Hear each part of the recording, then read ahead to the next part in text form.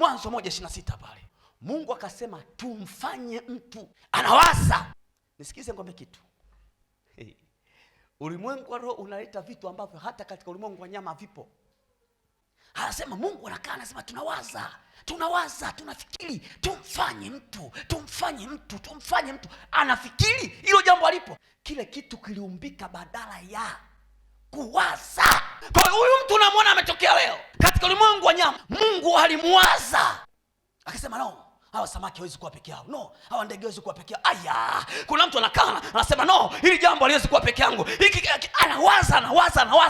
Biblia inasema kwa kadiri alipokuwa akiwaza, ghafla mtu akatengenezeka katika ulimwengu wa nyama. Mstari wa 27 anasema mtu akaanza kuumbwa.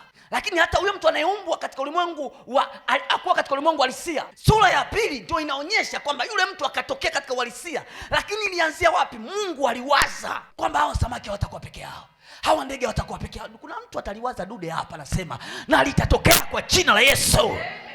Sijui unawaza nini, lakini mtumishi wa Mungu nisikilize. Andika mambo matatu, sema mtumishi, hili naliwaza litatokea. Hili naliwaza linaenda. Hili naliwaza linaisha. Asubuhi unaliwaza, mchana unaliwaza, usiku unaliwaza. Ukiamka sasa unaliwaza. Ukiweza kubandika kwenye kitanda chako pembeni, kwenye ukuta bandika, ukiamka unaliwaza.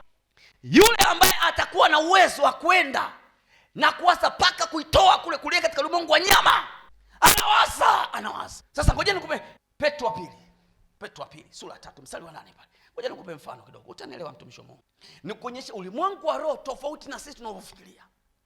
Hii ambayo tunasema Mungu akaumba jua siku ya kwanza, Mungu akaumba mwezi siku ya pili. Sisi kwa wanadamu, sisi tunaona ni siku, lakini kumbe sio. Sisi tunaposoma hii kitabu cha Mwanzo tunasema siku ya kwanza Mungu akaumba jua. Kumbe sio siku moja. Ni miaka mingapi? Sisi tunachokiona kama ni siku, lakini kwenye uhalisia ni kitu ambacho kimewazwa miaka 1000. Unasema mtumishi, nimewaza leo, kumbe iko jambo tunaliona leo limetokea, halianzia leo.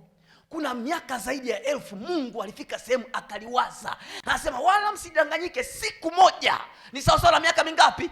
1000.